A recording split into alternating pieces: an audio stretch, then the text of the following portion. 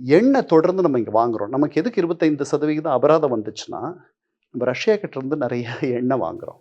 அந்த எண்ணெயில தான் உக்ரைன் மேல போர் தொடுக்குறாங்கன்னு சொல்லி சொல்றாங்க. ஆமா. நாம தான் அந்த போருக்கு அவர்களுக்கு வேண்டிய நிதி உதவியை இந்த மாதிரி வர்த்தகம் செய்து, அந்த போரை தொடர்ந்து அவர் நடத்துவதற்கு நாம் துணை நிற்கிறோம் அப்படின்றது அதிபர் ட்ரம்ப்பினுடைய, அவருடைய ஆலோசகர்களுடைய ஒரு எண்ணம். அது அவ்வளவு உண்மை இல்லை. ஏன்னா அமெரிக்காவே அவர்களோட வர்த்தகம் நடத்துது. ஐரோப்பியர்கள் அவர்களோடு வர்த்தகம் பண்றாங்க. 2027ல தான் முழுமையா வர்த்தகத்த அங்கருந்து எண்ணெய் வாங்குறதோ, இல்ல இயற்கை வாயு வாங்குறதையோ நிறுத்தப் போறாங்க.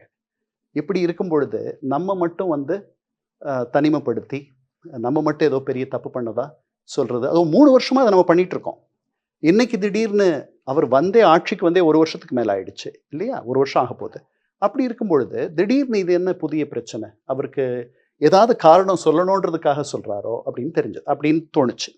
அப்புறம் நம்ம இந்த வர்த்தக பேச்சுவார்த்தைகள்ல அவருக்கு ஒரு பார்கெனிங், ஒரு பேரம் பேசுறதுக்கு ஒரு இது ஒரு ஒரு கருவியா இருக்குமோ அப்படின்ற ஒரு எண்ணமும் தோணுச்சு.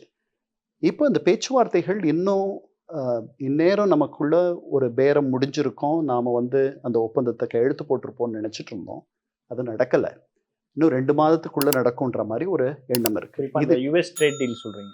ஆமா. அதுதான் நம்ம ரொம்ப ஆவலோட எதிர்பார்க்கிறது. ஏன்னா நம்முடைய ரூபாயினுடைய மதிப்பு சரிஞ்சுக்கிட்டே இருக்கு. ஏன்னா அந்நிய செலாவணி இருப்பு நமக்கு குறைஞ்சிக்கிட்டு இருக்கு.